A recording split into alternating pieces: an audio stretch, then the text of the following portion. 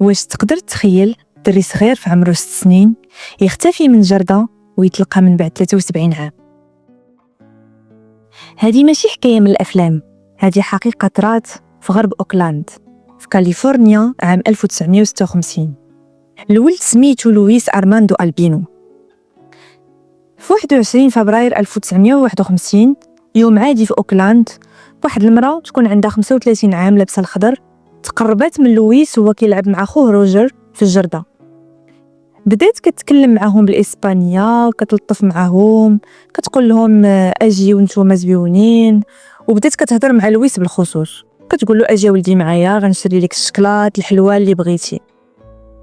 هو فرح ومشى معاها. وشكون هاد الوليد اللي ما غيبغيش الشكلاط؟ خوه روجر بقى تابعهم من اللور، حتى هو كان باغي ياكل مع خوه، ولكن ديك المراه كانت هضرات غير مع خوه. وهما كيتمشاو بانت ليه هذيك الطريق فيها الشك، وبعدوا بزاف على البلاصه فين كيتباع الشكلاط.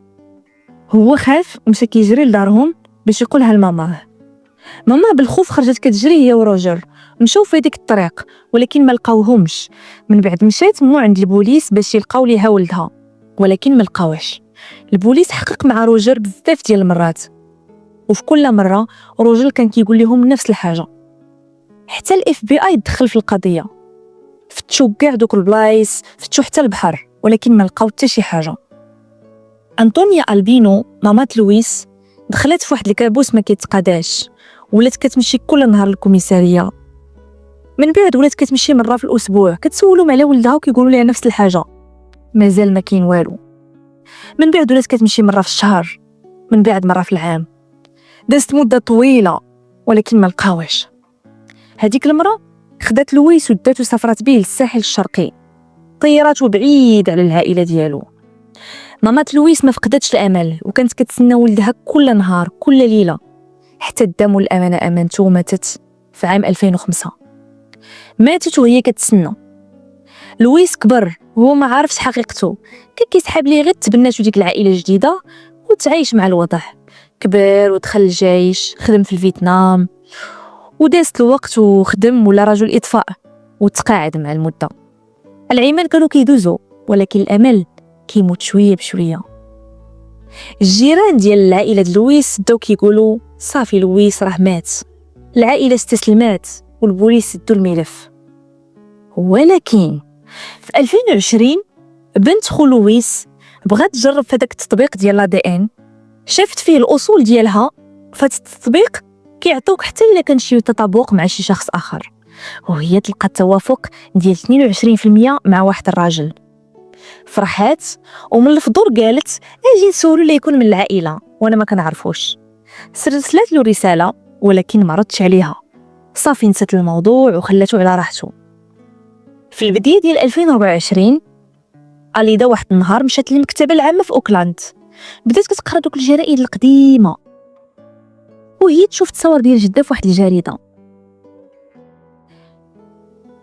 تفكرت الحكايه ديال عمها اللي خطفوه، وتفكرت حتى لا دي ان تيست والراجل اللي ماتشا معاها 22%، وهي تقول واش هذا هو عمي لويس؟ مشات للبوليس في اوكلاند، حكت لهم الحكايه وما فيها. البوليس ديال اوكلاند والاف بي اي خداو الملف، درسوه واتصلوا بالبوليس ديال الساحل الشرقي وطلبوا منهم باش يهضروا مع لويس ويطلبوا منه ياخذوا عينات ADN ديالو. النتيجه كانت كما توقعوا كاملين، هو فعلا لويس أرماندو ألبينو، طفل مسروق من 73 عام. البوليس ديال اوكلاندا والاف بي اي حتى وزاره العدل في كاليفورنيا كلهم تعاونوا، خلصوا ليه التذكره ديال الطياره من الساحل الشرقي لكاليفورنيا. وصل لويس لدار عائلته الحقيقيه. ملي تفتح باب الدار الوقت وقفوا الخوت مقابلين، كل واحد كيشوف في عينين الاخر، كيقلب على الملامح ديال الدري اللي كيتذكروا من الماضي البعيد. تلاقاو اخيرا جوج رجال كبار، لويس 77 عام، روجر 83 عام، جوج خوت اللي اخر مره تلاقاو فيها كانوا وليدات صغار. تعانقوا بكاو، دموع روجر كانت كتحمل 73 عام ديال الندى، وديال السؤال اللي ما فرقوش، علاش ما قدرتش نحمي خويا الصغير. اما دموع لويس كانت واحد الدموع ديال واحد الراجل اللي اخيرا اكتشف السر ديال الفراغ اللي عاش فيه طول حياته. جلسوا في الصالون وبدا لويس كيحكي لهم على القصه ديالو. قال ليهم انا الصراحه الطفوله ديالي كامل هدوسه وانا كنتذكر واحد الوجوه الاصوات مالوفه، ولكن ما كنتش كنفهم المعنى ديالها. حتى المراه اللي رباتني قالت لي هي امي، ولكن في اعماق قلبي كنت كنحس ان شي حاجه ماشي صحيحه. وكان ديما كيجيني واحد السؤال في بالي، شكون انا بصح؟ كبرت ومشيت للخدمه العسكريه. ملي مشيت لفيتنام كنت كنحارب ماشي غير من اجل الوطن، ولكن من اجل باش نبين انني انسان مزيان، انني راجل ديال بصح. ومن بعد خدمت في الاطفاء، اختاريت نكون حارس حريق حيت كنت بغيت ننقذ ارواح الناس. كنت كنحاول نعوض على شي حاجه ناقصاني، ولا يمكن كنت كنقلب على معنى الامان اللي افتقدته. كانت واحد الليله مؤثره بزاف كيتعاودوا فيها الخوت. دازت هذيك الليله ودازت شهرين اللي كانوا فيها الخوت فرحانين، كانوا كيتلاقاو كل سيمانه كيهضروا لساعات طويله وكيتشاركوا الذكريات والقصص. روجر استعد الحيويه ديالو، بحال هذاك الرجوع ديال خوه الصغير رد ليه واحد الجزء من الروح اللي كانت ضايعه. اما لويس حس بالاكتمال لاول مره في حياته.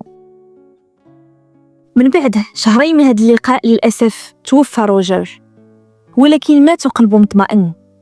واخر كلمه ديالو كانت الحمد لله، شفت لويس مره اخرى. الجنازه ديال روجر ما كانتش غير وداع، ولكن كانت احتفال بحياه راجل عاش حتى حقق الحلم الكبير ديالو وهو يشوف خوه الصغير. لويس هو قدام القبر ديال خوه قال شكرا لك بزاف روجر، شكرا حيت سنيتيني. اليوم لويس راجل في 80 من عمره، محاط بواحد العائله كبيره، كيحكي القصه ديالو الاجيال الجديده وكيقول لهم المعجزات راه حقيقيه. وفعلا كما قالوا جدودنا الاولين، عمر الواحد يفقد الامل، فمهما طال الليل ولا بدا كيطلع النهار.